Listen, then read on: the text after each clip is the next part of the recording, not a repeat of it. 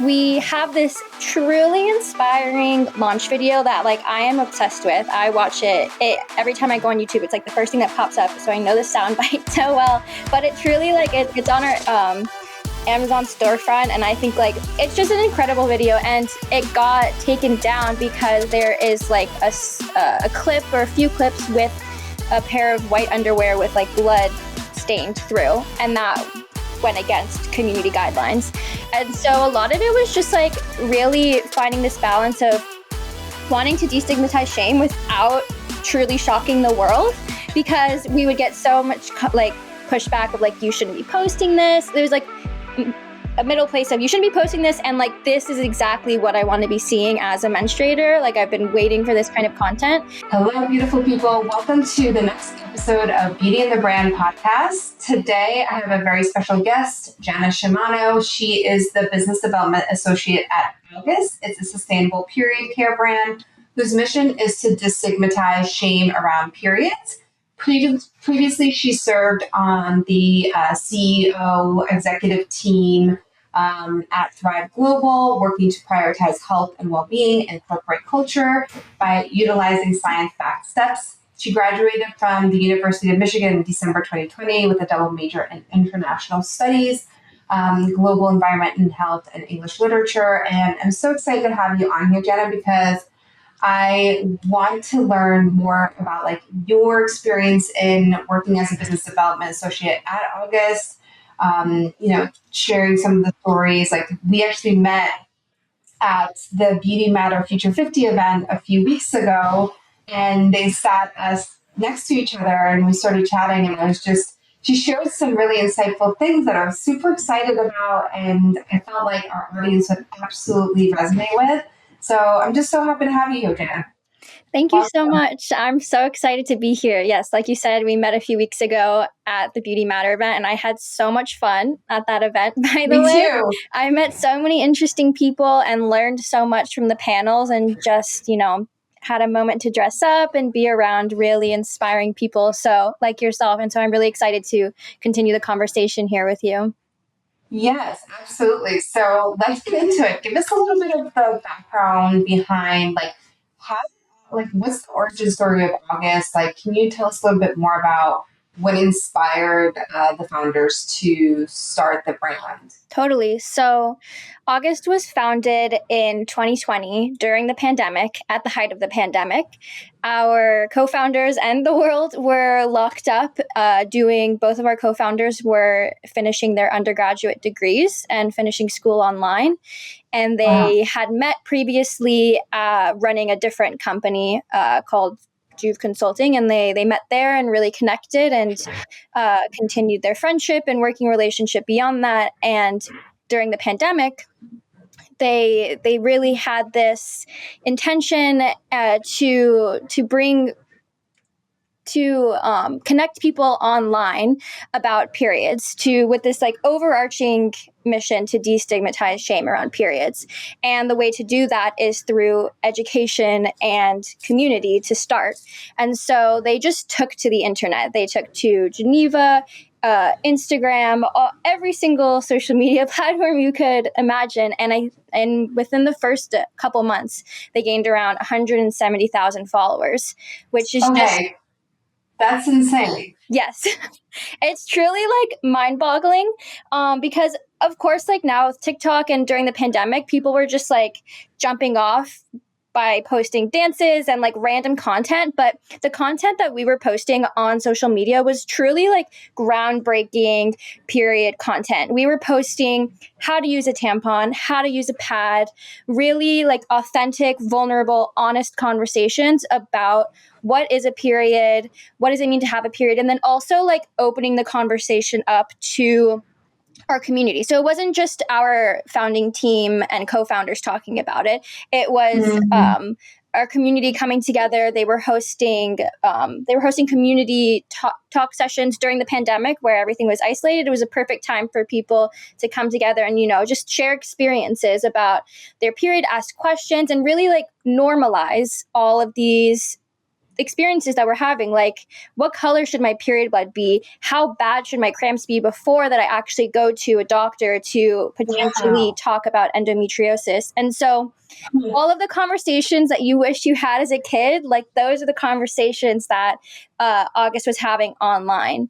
And so that's really like the origin story of how August was initially created and developed.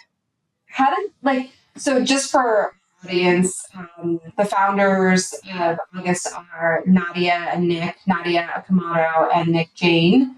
And how did they know, like, I guess it was a native, maybe it was, maybe it was their background or maybe it was their, their previous business experience, but like, how do they know what content to create and how frequently and what, sort of audiences to tap into? Like, totally. So basically, Nadia Okamoto started her career in the period space when she was 15 or 16 years old in Portland, Oregon. She became really interested in period poverty specifically because she was on her bus commute to school, was meeting a lot of homeless women, and she just started talking to them, and one thing led to another, and they were having conversations about what period products do you use? And so I think that really sparked a chord with her of that's insane that these people don't have access to such a basic need. And so she took all of that inspiration to found the nonprofit Period, which is still growing and thriving in Portland and has new leadership, and is really their mission is ending period poverty across the globe. And so Nadia has been in the period space for now. I think she celebrated her 10-year anniversary recently, which is really awesome and exciting. And so that's a bit of Nadia's background. And then she and Nick Jane met at at Juve Consulting, which still is a Gen Z consulting firm. So he started it also in high school.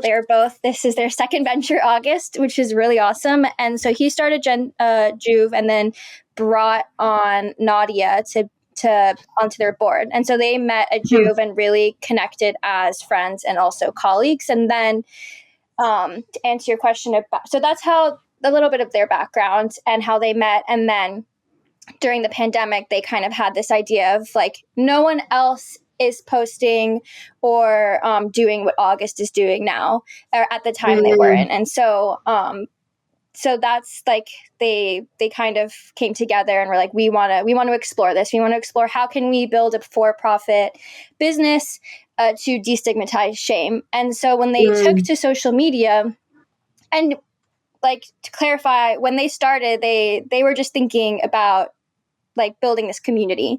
And from that is how the rest of it grew. That's so important. So I want to put a pin in that because I think that's so, so important for our audience to hear.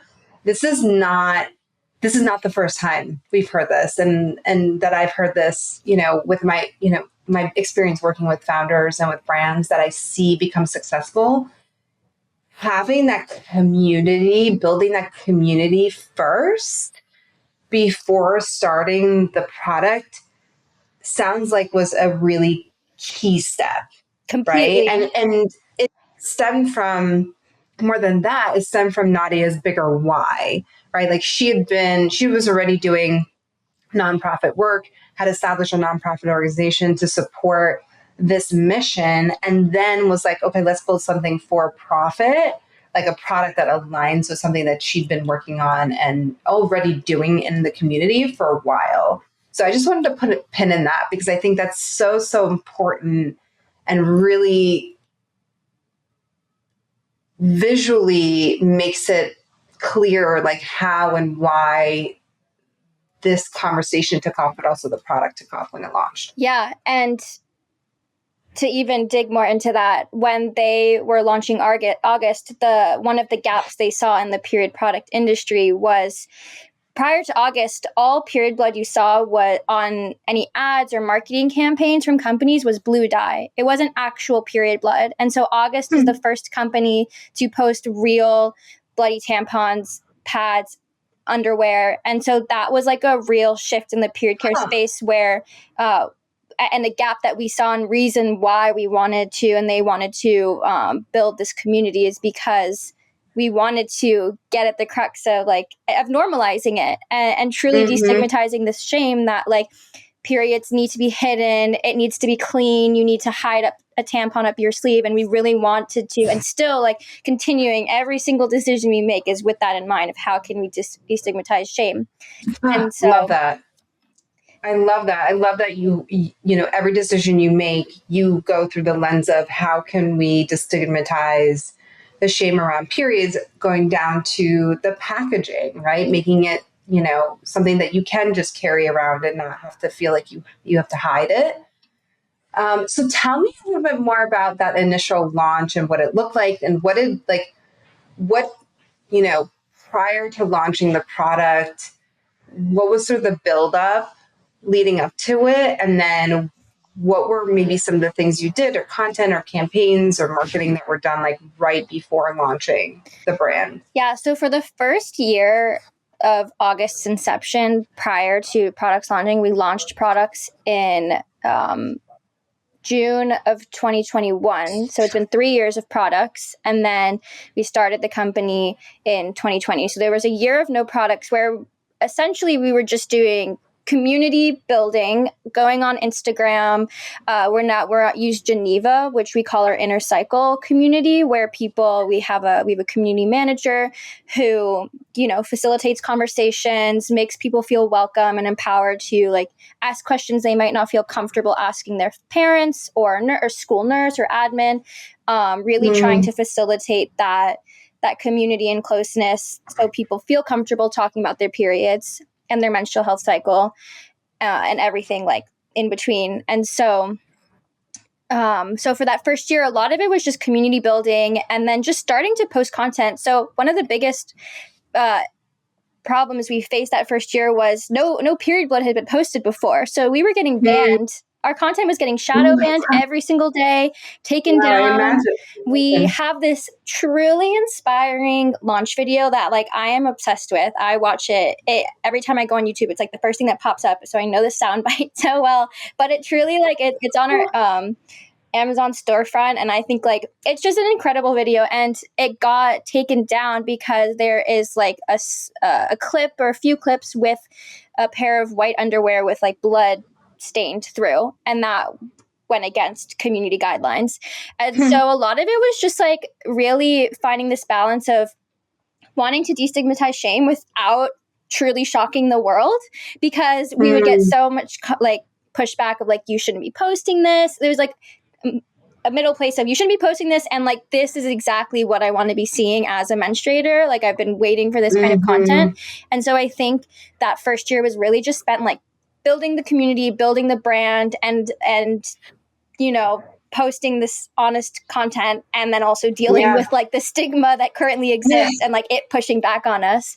So absolutely. And we're still which probably actually incited more of a following and more conversation and more engagement, which is probably to your benefit. I mean, one of our favorite comments are from single dads who are saying how grateful they are for our content, because they feel like they can send their kids to our brand page to like send us questions. That's amazing. We also, in addition, our first year, we spent building out our Ask August page, which is a database of hundreds and hundreds of questions that you can go in and ask that are backed by our medical advisors and they're all cool. Science-based. Like we try our whole mission, destigmatizing shame. Like now that we're selling products, we're not just a company selling products. Like we're a resource, we're an educational tool. Like we're, you know, people that you can come and ask questions about your period if you're ever like feeling nervous or unsure.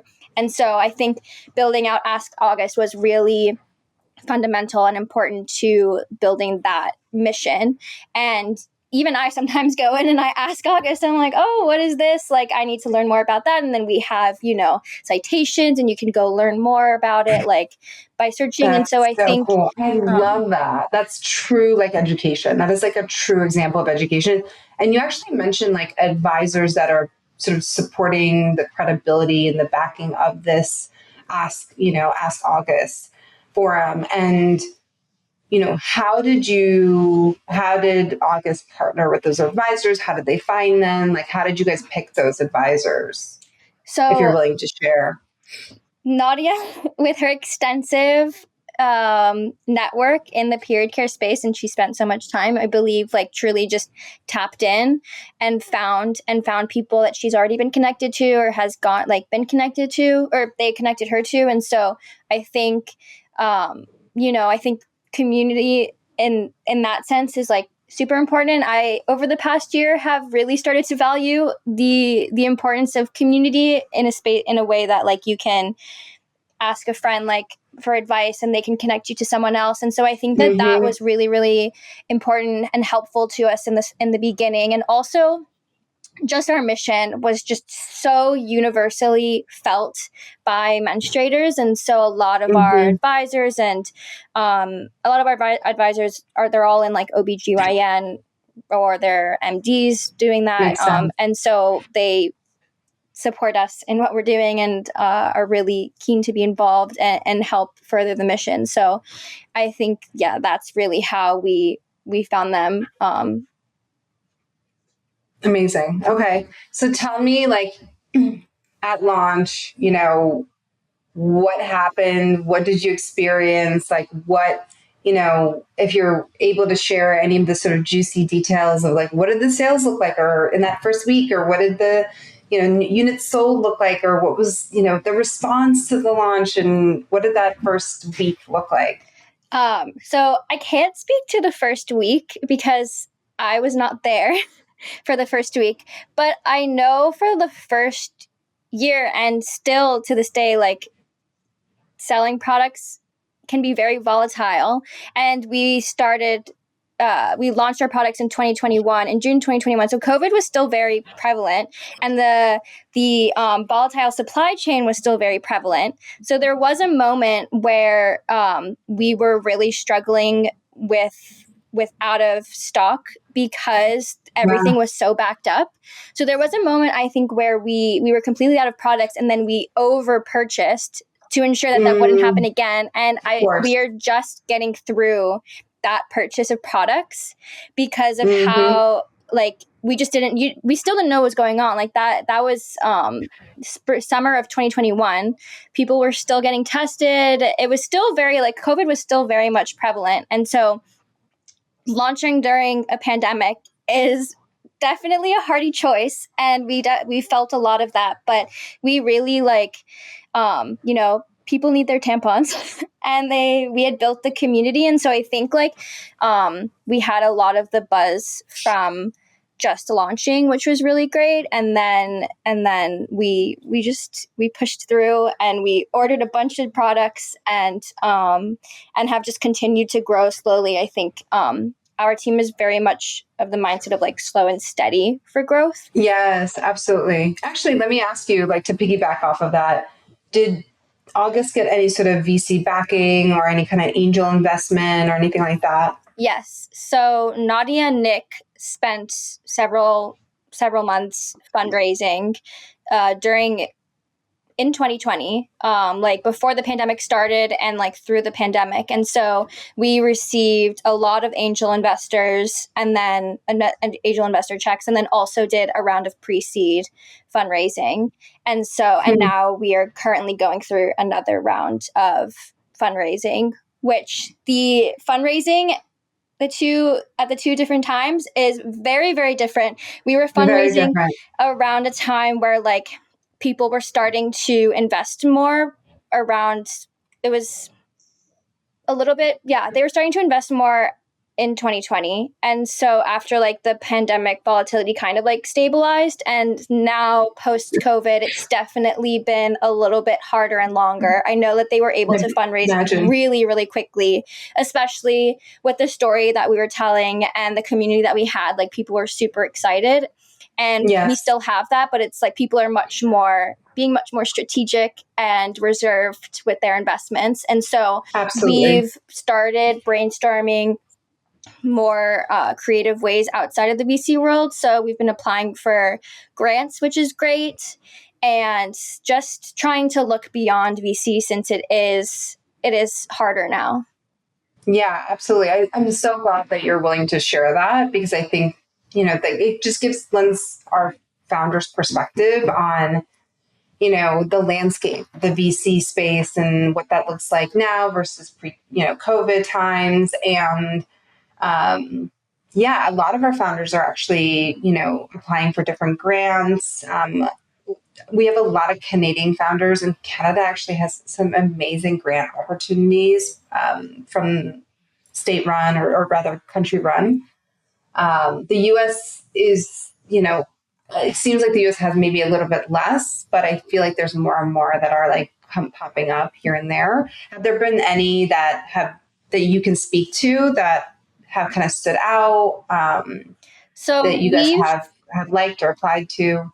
we've applied that I know of to at least one or two in the past like 3 or 4 months, and they're not state or government funded. They are like from private organizations. I just saw, we didn't apply for this one, but I literally just saw yesterday or the day before the company Female Founders World is sponsoring a grant for really small businesses, which we now don't qualify for, but we are female LGBTQ plus founded. So there are a lot of grants that are being offered to founders of that identity, and then also for small businesses. So we've definitely I know that through our co-founders network have been shared some grants that we've been able to apply to from like private organizations that are sponsoring it. Great. Amazing. So hopefully stuff starts to come through. Yes, hopefully. Because every business, every brand, especially product brand nowadays, needs, some sort of funding, whether it's personal savings, angel, VC, funding always helps. Yes. So in terms of like challenges that the brand faced when August first launched, I know you mentioned like the inventory situation during COVID, like that's a big one. Any other sort of, challenges that the brand faced that you guys overcame?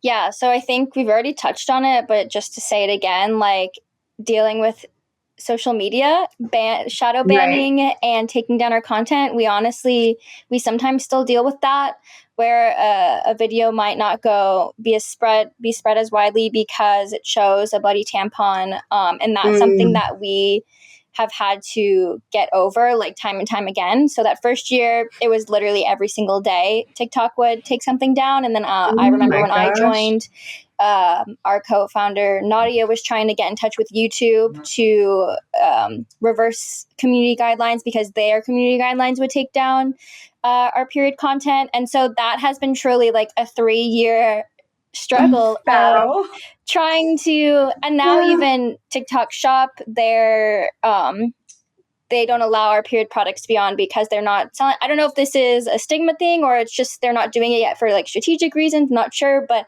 our products are not allowed on because they're not doing period products right now. So it is always kind of like, I will even say this is not a struggle we faced, but our coworker funny anecdote, our coworker went to the Harry Styles concert in New York, and signs are like at the Harry Styles concert, I think, are a big deal. And she wrote on hers, like, does anyone need a tampon? And it was confiscated. This man, there's video, it went viral on TikTok. It has like several million views. Where she's amazing. Just holding it up, and then this security guard is like, I need to go confirm if this is appropriate. And she was like, what? So it's definitely our content is definitely, pushes the boundaries of what people have historically been comfortable with. And even now I was searching something in ChatGPT and they didn't know. It didn't know about periods. And then I searched it in Google and was able to find it from some articles. And so I think it's still very much prevalent. And, our mission is still like destigmatizing shame. We're still very much working at that. And, another example is when we started, I think there was 30 something states who, this is less of a struggle and more of a win, but, when we started, there was around 34 states who still had the tampon tax, which is the luxury tax on tampons when you go to like Target. This is fascinating. And then now we're in the 20s, and I would like to think that August has some impact on that because we don't charge any taxes on our period products. And if you do purchase products in a store and they do charge taxes, you can submit it to us and we'll pay you back. We have a whole campaign called the August Tax Back, where we've partnered with a bunch of period care brands in the space to support that, because they should not be taxed. It's not a luxury. It's not a luxury good. It's a basic need. Right. It's a necessity. That is a huge win. A win in progress. That is a huge win. Okay, so speaking of wins, what are some other wins that the brand has had, or any sort of proud moments, watershed moments, in addition to the one that you just mentioned? Yeah. So first of all, I think one of our biggest wins is when we partnered with WeWork. That was like our first big moment where our products were expanded on a large scale. We're now in all WeWork locations in the US and Canada. So that was my first exposure to the brand. Was actually, which is what I mentioned to you when we first met. I was like, I actually have used your product, and I see it in our bathrooms. Yeah, so that's really exciting, and we still very close partners with them. We've been through a lot together, and so that was a really big win and moment for us, where we were like, okay, they've switched to August, and now we can use the WeWork name and continue to grow from there. And so I think that was like a really big moment. And then after that, launching in Target last April was obviously massive, and continuing to just work on that and grow and increase sales, and let people know that we are in Target, because I think a misconception is that, and something that we've learned, is if you're famous, quote unquote, on social media, will that translate to brand awareness in a place like Target? And it doesn't always. Like maybe in New York or LA, but in we're in 400 plus locations around the US and a lot in the South. And so something we've had to learn is like increasing brand awareness at a place like Target in person, and trying to get people who might not be following us on social media to learn about our brand on site. And so that's something that was really such a moment. We had a major content moment. Nadia and our social media team, were going to like all of the Targets around in the tri-state area. We had a truck with like a big ad on the side for August that drove around Texas. That was a really exciting time. And so tell us more about that. Like, I'd love to hear, because that was one of the things that kind of excited me too when I was chatting with you at Beauty Matter. It was, you had mentioned this like TaskRabbit initiative at Target, which I absolutely love. And I'm like, oh my gosh, like our audience would like love this. And it just sparked so much. It's so creative. Yeah. And so Scrappy, can you give us a little bit more detail on that? Yeah. So going back to one of our struggles, is we are an 8-person team. We are incredibly scrappy and don't have a massive, endless budget. So every decision is like, how can we do this in the most scrappy way that will have impact and can be scalable potentially? And so when we were trying to figure out ways to scale at Target and increase sales at Target, we're in New York. We don't have anyone. We don't have the budget to send someone to the South to check on our products. So our VP of Ops said, why don't we hire a TaskRabbit? It's not expensive, and we can get someone. You can send them a request. You can text with them. It's like really a great way to get someone on the ground in a place that you can't physically be. So I was in charge of managing this project of hiring the TaskRabbit, getting pictures of our products, asking some questions about like, how hard was it to find our products? Were they in stock? Were they out of stock? Was it easy to find someone? Really just the user experience of going to a local Target and trying to find our products. And so that was really fun and interesting, and just a scrappy way to learn more about what our products look like in a place that's not where we physically are. So that was did really you end fun. up did the brand end up making any sort of decisions or changes or adapting their strategy based off of the information you gathered?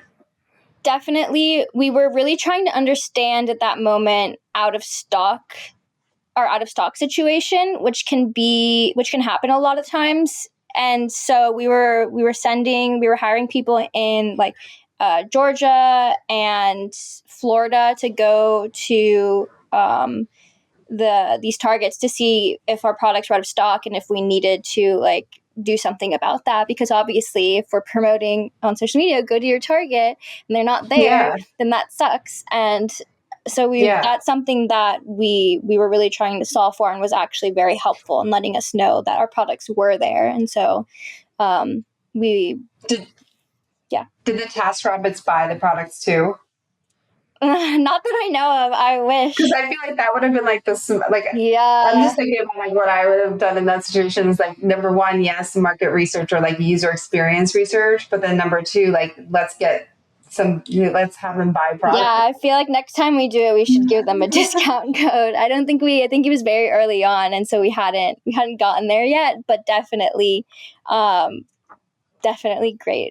Yeah, great next time strategy. You mentioned too, with WeWork, kind of going back to the WeWork conversation, you said we went through some things. Can you highlight what does that mean? You went through some things, and how did you get on the other side? Yeah, so WeWork went through bankruptcy. That's right. Year.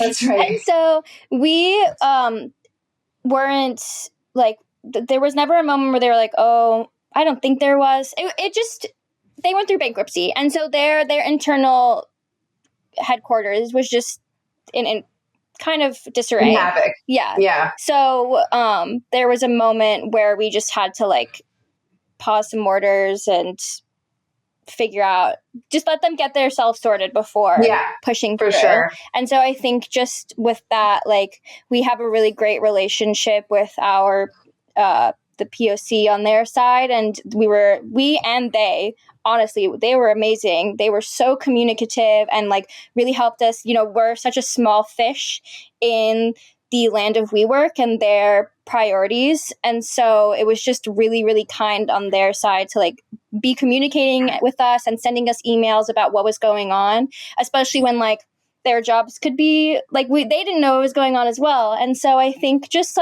one thing our VP of Business Development really emphasizes, and love her for it, is just really, really cherishing that relationship with your community and the buyer and your customers, because it is important, and it's just nice. It's nice to be nice, absolutely. And have friends around. And so I think that was a great learning experience for us on how to be when a company you're working with goes into bankruptcy.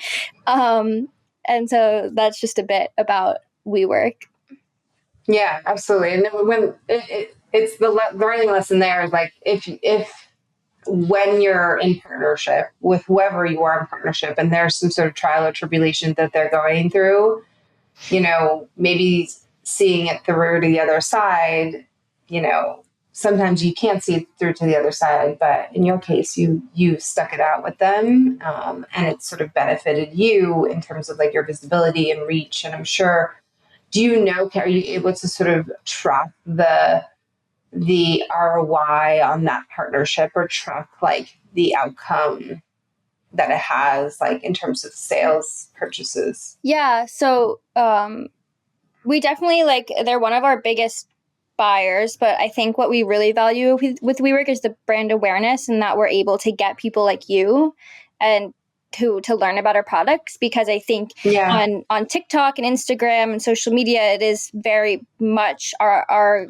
audience base there is Gen Z and younger, Mm-hmm. which we love. Like young menstruators, we launched a period kit on Amazon, like a first period kit for like dedicated to That's so like young smart. menstruators to like carry in their bag in case they get their period, and so we love that, but also we want to expand beyond that. And so I think like For with sure. WeWork, especially, we love how it can raise awareness among people who are not necessarily on social media.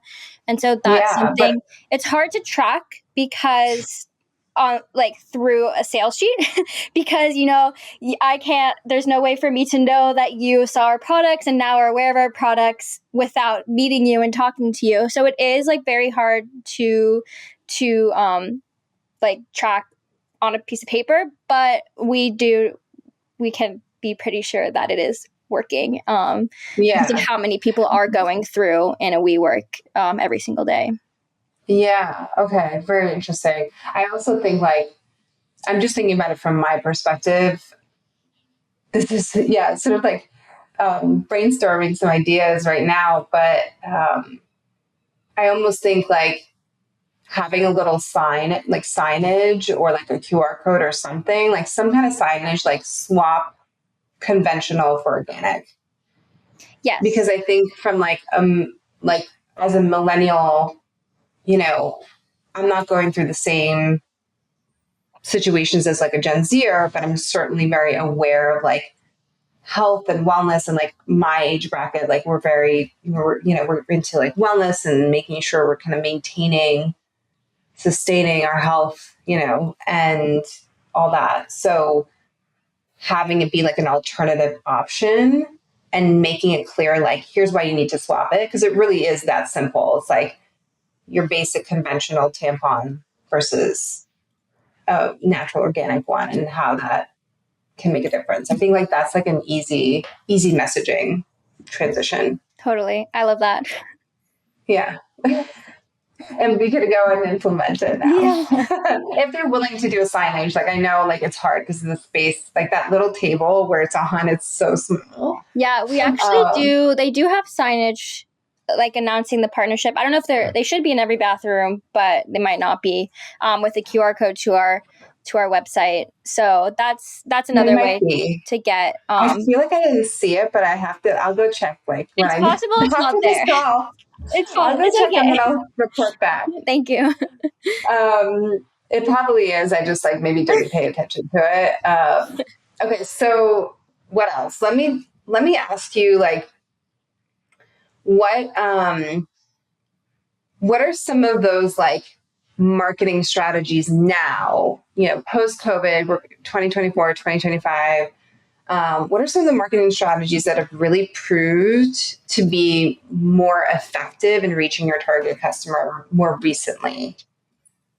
Yeah, I think how I like to think about it is like digital content and then in person like meetups or relationship Yes. building. And so I think like we are so heavy on content, like content. That is so much of what we do. We have 3 people, and Nadia, so 4, who are just like literally pounding at like machine. Like when we first launched August, Nadia was posting around like 100 times a day on the August account, between the August account and her account, about August. And so Oh I my think gosh. that our marketing initiatives like have historically very much have been in like TikTok, Instagram, YouTube Shorts. Like we are so big on that. And I think as we've grown our partnerships, like the content has evolved. So we are the official supplier of period products for USA Track and Field. And so, What? yes. That's Yes. So huge. it was Huge. recently announced. Love that. It's awesome and really exciting. And I was a former very competitive gymnast and still am an Me athlete. too. Oh, wait, Me really? too. Yes. But my main sport was swimming. Like Okay. that's what I went into I went into college swimming at NYU, but I did gymnastics through like teens Oh before my gosh. I broke my leg, not related to gymnastics, but I broke my leg, and then that kind of got me, I started to get really like more nervous to like land on it, even Totally. though like I healed fine. And that kind of like Yeah, I've affected my always fear.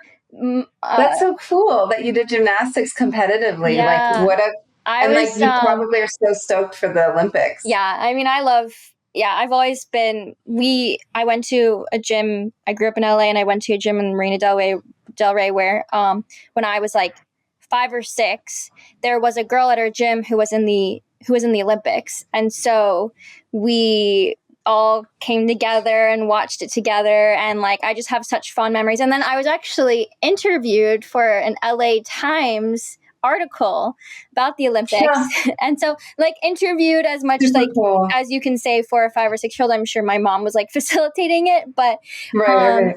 yeah, so I retired at the ripe age of like 10 or 11 because I just burnt out. It was like the summer going into middle school. I went to camp for the first time for a month, and I Mm, came back and I like had a taste of life outside of being in the gym 24 hours, 25 hours a week. And I was just like, I don't want to accommodate wow. this because going into middle school, I wasn't going to be homeschooled and I was going to have to, Mm-hmm. make up basically like convince this admin to let me leave school early 4 days Yes. a week. It was just, I was over it. But as a former like competitive athlete and still playing a lot of sports, like when we secured that partnership, I was personally very, very, very excited. And so all that to say, a couple of our team members went to Portland for a competition and were interviewing athletes about how do you compete on your period. One of the athletes has Yeah. endometriosis. And so we were asking them what that is like, to be, competing at that level with such what can be debilitating pain. And so I Right. think that our content first started and still is about like it's always about educating. And so whether that be like how to insert a tampon or whatever that might be, to interviewing people who are having different experiences on their period and what that can look like, to just let the world like to talk about it. It's never been really talked about before. And so Yeah. that I was think like, that's going to really be impactful for the brand. yeah, it's definitely one of my favorite parts. And so that's like one of our biggest marketing initiatives. And then, which is very much content is at the root of it. Driven. And then we will do, like I said, a lot of very scrappy grassroots, like in-person things. Our attempts just because, like I said, we're 8 people and trying to grow this business. So for instance, me and 2 of my coworkers, we went to a Target in New Jersey and we literally were in this Target for an hour or so, like talking to people, passing out coupon codes, just being like really scrappy to learn more about, like, to just try and like get the brand in front of people. I think Of one thing course. that really resonated with me at the Beauty Matter event actually is when Beatrice from Honeypot was speaking about, Mm-hmm. they asked the panel, do you think you would have been able to build your business as well as you did post COVID? And because all 3 of them, I think, Mm, were pre-COVID businesses. yes. And Beatrice said, she said, everyone is an entrepreneur now because of social media. And she thinks it would have Yes. been a lot harder to build her business now compared to then because they didn't have social media to rely on. Like they were tabling at farmers markets. They were doing Yeah. a lot of in-person, like boots on the ground marketing work to just spread the word. And I think she really attributed the early growth of Honeypot to that, where people would meet them at a farmer's market, learn about Honeypot and think, that's so cool. Let me tell my friend who might be interested in this. And then I Right. think that, they have a great products and mission and background. And so I think like that also speaks to it. But I think finding this balance of like in-person versus content, like, and that are scalable. So it's also Yes. Yes. Yes. scalable Yes. because sometimes like going and metaphorically speaking, like knocking on doors for several hours a day isn't scalable. And so like, how can you do something that's where you can connect with people and spread the word, but also like that you can eventually scale up to It's a have a mix. bigger impact. It's a mix. And like, I think it's important to put a pin in this conversation that like, even a brand, who's, been, successful over the last, few years is still doing the scrappy one-on-one touch points. And of course, the ones that reach many, right? But also the one-on-one touch points. Do you happen to know, can you kind of shed light on how that partnership came about, like that US, track and field partnership? I know you mentioned like you went there and interviewed, but do you know, like, was it something that happened organically, or was it something where like Nadia went out to pitch that particular team? Like, do you happen to know how that like came I actually about? don't. I don't know if it came internally or if they messaged us. It's truly a 50-50 shot. I Yeah. can I really am sorry. I don't it was we literally it was a year in the works essentially. Wow. Because of like legal work that needed Mm-hmm. to get done. So it just happened so long ago that I don't remember if it was a connect. So I can't speak to that. I'm sorry. Yeah, that's okay. No, that's fine. Okay, so tell me, so that's like a really exciting campaign that's coming out, which I can't wait to see that. I think that's going to have like rippling effects. So the What's campaign is next? actually the track and field. We announced that a couple months ago. So we have Nice. existing content that is flowing through TikTok, and then they even had a competition in New York City recently in June or early in June, where our social media manager went and we had a table and she interviewed some of the athletes and then also some just attendees who were like it was a competition for the pros, and so a lot of like up and coming pro athletes were going, and so she was interviewing like younger menstruators who were pursuing that route, and so she said it was really really interesting, and then also a great way to like connect with the community. Absolutely. Super cool. So what's on the horizon? Like, are there any new products coming out? What's up next? Yeah, I think that's a great loaded question. I think something that comes to mind that we're really excited about is truly like product innovation. So something that we really haven't discussed that is also integral to August is sustainability. So how can we Mm-hmm. build our brand and build a business while maintaining a positive impact on the environment and also society? And I think like we've really touched on the social part in terms of how can we create a positive impact and educate the world and destigmatize shame. But also we sell tampons and pads, and how can we make those products as eco-friendly as possible? And so when we launched our products, we made sure that they were made with 100% organic cotton. We use BPA-free plastic applicators because nobody likes cardboard and we really were trying to avoid plastic. So we found this happy medium of BPA free. And then we originally launched with just like normal pad wrappers, but then a few months in realized that we can make BPI certified compostable pad wrappers. So you can compost your pad wrapper in a municipal compost, which is That's so wild. awesome. It's That is so super cool. awesome. And one of my favorite, I am the biggest fan of our pads. I love the August pads. I use them. My flow is not super heavy, and I will use them on our heaviest flow and leak proof Wow. all the time. They are just incredible and so comfortable. We actually did a focus group at a high school in Brooklyn, and one girl literally shouted out, "I love your pads. Like, you can do cartwheels in these pads. Like, they're just the thinnest, most Oh absorbent." my So gosh. That that's is my so little cool. pro rant on Yes, I August love pads. that.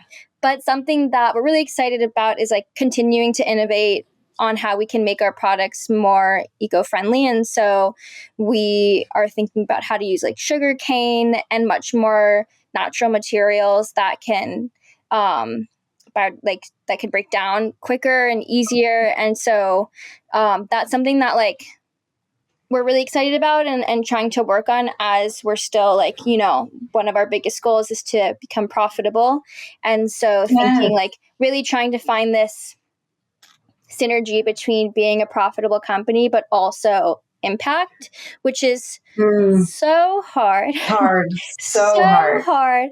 It's a constant conflict. I was just reading something in a book, like some book that was speaking exactly on this topic, on the conflict between kind of being true to your bigger mission, your why, the bigger impact that you're trying to make, but also being a profitable business. Like the two essentially they're conflicting. Yeah. I just read an article in the Business of Fashion about Patagonia and how that was it. That's what you read. Yes. Okay. It was an example in a book on Patagonia. Oh, okay.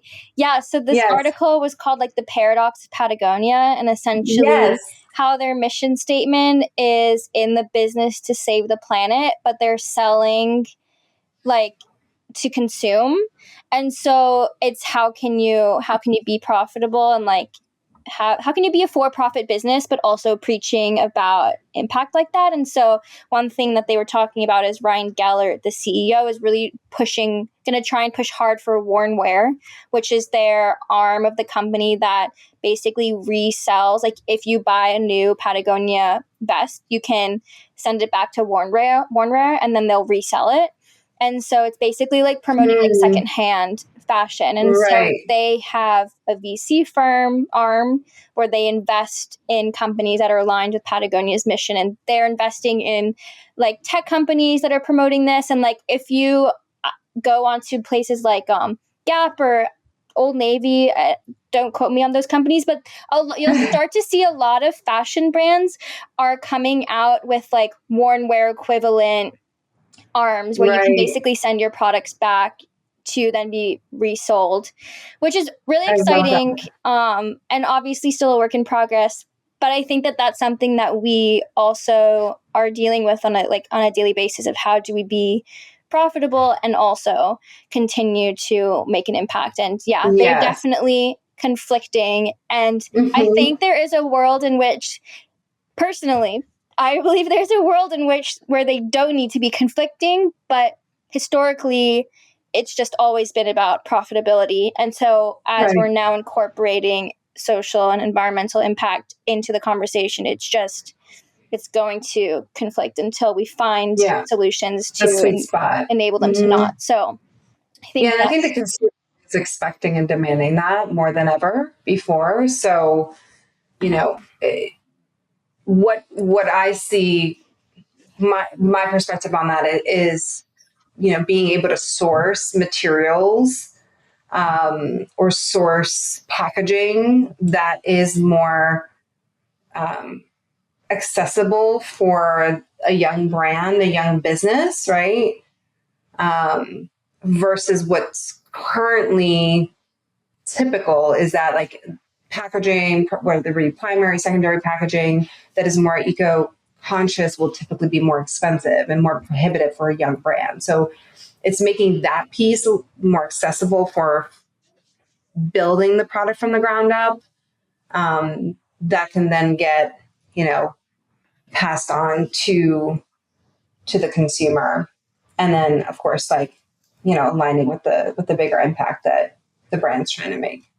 Yeah. So I think there's a lot for what's next, but it's all very much a work in progress, and we're just like working day in and day out to continue to build and like really just at the heart of it, try and make periods more normal and accepted. And like, end goal would be every bathroom you go into, you see toilet paper and tampons and pads, because that's just how it should be. So that's true end goal.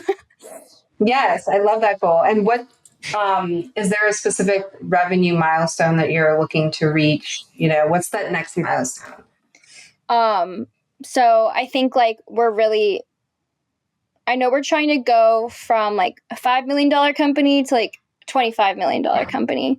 Yeah, that's exciting. Which we're working on, and is kind of, at our last team summit, we were really like thinking like, how can we make that happen? And so we had a team summit recently where we brainstormed and are like continuing to really figure out how can we expand and make more. And I think putting the dollar sign on it is a good way of like marking it, but I think also like one thing that's important to us is just less about the dollar sign, because it is what makes us profitable and can support ourselves, which is just really Yeah, important to us. But also, once we hit that, that means that like more people know about August, know our mission, know what we stand for, and I think that that also is like really, really, really important. And so I think the dollar sign also is like representative of that.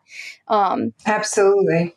Yes. I mean, that's like with any company, right? If there is a bigger mission at the core, like the bigger it grows, the more people it's able to impact in a positive way if that's built in from, at the core. So yeah, that's exciting, and I'm excited for like the future of August. I think it's a great product. And where can people find the brand? We obviously talked about like WeWork, we talked about Target.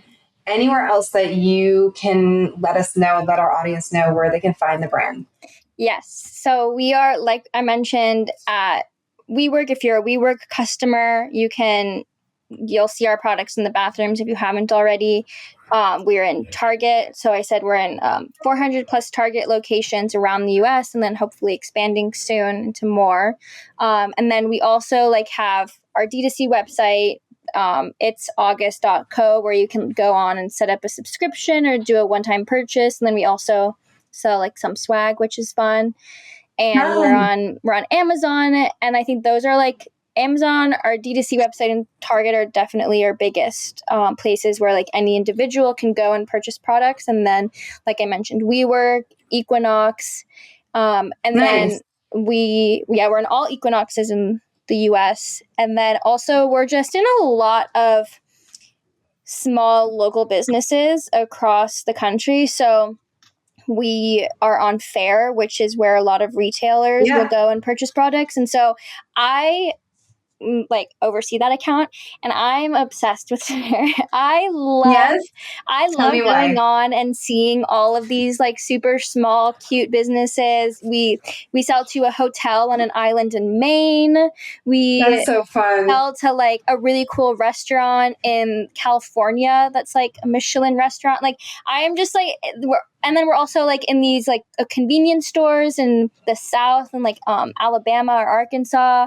We've sold to Alaska and Hawaii. Like we're all over, and I'm grateful to Fair for that. Like shameless shout out to Yes, Fair. no, I love that. I love that Um, you're sharing like your experience with Fair, because I know a lot of our founders are considering getting on, or they're on and they may not know how best to utilize it. Yeah, I think I like basically Fair is definitely a smaller. I know some companies are very profitable on Fair. For us, it's a lot smaller, but it is just a great way for brand awareness to like get our products in these new and different places, and then also like make connections with these local business owners, which is really fun. And so how I kind of treat it is, if we're ever it's kind of like an experiment for us, like what works well, what doesn't. We'll like put discounts on, and it's like a smaller Amazon sort of for retailers. So it is just Yeah, like, it's kind of to start, if you for us, like a low stakes way to sell our products to like businesses. yeah, for So it's sure. just fun. And then we're also in 100 plus schools and universities in the US, Wow, which is that's really like amazing. a great feat for us, because working with schools and universities is mostly universities is very operationally challenging, because they're just so massive and often Mm-hmm. decentralized. So to get Yes. products in all bathrooms on a university campus, like it doesn't work like that often. You have to go No. through the building, and it's just Mm-hmm. and also just getting people to care about tampons. They're like, this is not like, it's not a priority. And so getting people to really care about it on campuses is provingly very challenging. I spent a year trying to crack it and was able to get it to 100, over 100, but like Wow. we haven't yet to been able to get onto a campus on a grand scale where it's every single bathroom has August products. And, there are a few universities, like University of Michigan now has products in all bathrooms because Ann Arbor was the first city in the country to require all public restrooms to have period products. And so now the University of Wow. Michigan Huh. has period products in all their bathrooms, but they have like non-organic, the cheapest products. And I was speaking to someone there and they were like, they've already checked the box off. Like they don't care about Right. more, better materials if they're more expensive. And so I think, Right. Huh. you can also find, so to answer the question, you can find our products in schools and universities around the US, but it's very hard. We would love to I be can in more. imagine. So it's like an ongoing conversation of you just, not just like convincing, but sharing the data on like, here's why you should care, or here's why this has an impact on your students, Yes. et cetera, and like constantly pounding the pavement. Yeah, I mean, one really startling statistic is one of the top 3 reasons students miss class is because they don't have access to period products. And so it seems like That's very bananas. easy way. I would agree with that. And I just like remember, yes, that I can see that. I can see that why that is. Yeah, so there are a lot to give like credit to where credit's due. There are a lot of cities that are passing legislation requiring schools and school districts to have period products on site. So it is moving in the right direction. Just as a period product company, definitely not as fast as like we would like it to see to Of be. course. So It's we lucky that they have you. yeah, thank you. So we have 2 content interns, one who's in just graduated undergrad and one who's about to be a senior in high school, who has literally been with us since she was in 6th grade, I think, or no, middle school. So she's been with us since she Right. was really young, and she every week will post like content about how students can reach out to us. Like we really advocate for students to contact us, and we have a program called August Advocates program where we encourage students to basically like advocate to get period products onto their school campus. I Which love that. What's the benefit for them? Is it just doing the advocacy work, or is there sort of an exchange that happens in some way? yeah, if there's no like monetary reward because we just don't have the funds for that, but it's more of like a community moment slash like relationship. I don't know how else better to explain that in this moment, but basically like they work a lot of the times. It just gives students a moment to get experience like advocating for something and organizing. A lot of these students like have clubs on campus that are centered around period advocacy, and so they'll be working with an admin to help make this happen. And then we've designed these cute certificates and like LinkedIn badges where it says they're an August advocate to like basically like help them like promote themselves for future endeavors and like put it on their resume and say that they've accomplished this. And then for us, like it helps get tampons and pads into bathrooms where they should be to help these students. And do you have like an application that they apply to, or is it more like you guys are reaching out to certain organizations within the campus? It's been we've tried so many different things to help grow this. At first, we were sending outbound emails to schools and universities, and then we've switched to have it be more inbound, where, like I mentioned, our content intern will post basically telling students how they can get involved, because so many people are messaging us all the time like, I love your company, how can I do like work with you guys? And so yes. if they're a student and we say like, do you have products on campus? Like that is, if you are passionate about period care accessibility, like this is the best and most direct way for you to take action. And so we kind of like give an outline of what we've learned to be the way to get period products onto campus. And so a lot of times they'll ask us like, I want to do this, I want to get products on campus, but like I don't know how, I don't know where to start. And so then we'll send them a step-by-step of what we've learned and kind of advise them on how to make it happen, because there's so much more power in it coming from a student at the school than us like emailing the admin and being like, this is why we think you should buy products. And so it really is much more impactful for the students to do it, and also just gives them, like I said, great experience. And I mentioned earlier, like we sell tampons and pads, but we try our best to be a resource to people with whatever they need regarding like period health. And so especially for students, like we want to be a resource for them to come and ask us questions whenever they need, whether it be like, should I go to the doctor, or how do I get products onto campus, or I'm afraid to talk to someone about this, what should I do? Like, you know, we try our best, like we don't overstep, but we try and guide or like give the resources and tools they need to do it, to move forward. So essentially, like you send them like a how-to, like a step-by-step guide on how to like bring it to like I don't know what the role would be, I guess, like you probably know better, but like the community director on campus. It's very much like very, very broadly, like it also depends on each person. Like each student is basically asking us different questions, and then we kind of like, you know, give a response. So like sometimes we get the question where it's like, I want period products, but I don't know where to start. And we'll say, hey, thank you for reaching out. Like, here's what we've learned to work at other campuses. Like, let us know if you want to have a call and we can chat through this more. And we'll get on a lot of Zooms with students and admin to like talk this through.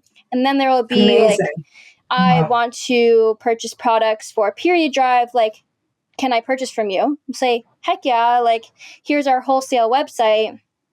Let us know if you have any questions. And always happy to hop on a call if you do. And then we'll get like people, and then it just like, it goes from there. Basically just them wanting to help make period products more accessible in their community. And they're looking for support, and they from social media see, they know our goal and mission is to destigmatize shame and make period products more accessible. So they've turned to us and they're like, we know you're doing this. Can you help us do it? And it's like, yes. For sure. Like, here are some resources on how you can, how you can own this and make it happen in your community. That is so cool. And I think it really shines a light on that initial mission that, you know, the founders, why they even started the brand in the first place. And that initial sort of like impact driven, you know, changing the conversation around periods, destigmatizing period conversations. That is so pervasive throughout. Like the thread is very much throughout every single thing that you guys do. Like I could see it. I'm visualizing that whole process. I mean, the fact that you're willing to get on calls one-on-one with students, you know, yes, there's like the opportunity to potentially get on campuses. And of course, like people get more awareness and buy the product, but it really stems from wanting to start the conversations and expand them to help support, you know, to fuel this conversation further. Yeah. So that's really exciting. Yeah. That's a good, like, I feel like that's a great spot to end on, although I still have so many other questions about this, but I think this is a good ending point just to note, like, I think it's beautiful to see every single action, every single campaign, every single sort of business initiative really gets put through a lens of how is this going to destigmatize the conversation around periods. Yeah. Yeah. So thank you, Jana. Thank you, Jana, for coming on here, for sharing your insights, sharing like what the brand's been up to, what's coming up next, how you've been able to build this brand. to that first 5 million, what that next sort of milestone looks like and how you're going to get there. I think this is really insightful for all of our founders. So thanks for sharing, and thanks everybody for tuning in. And we'll see you in the next episode.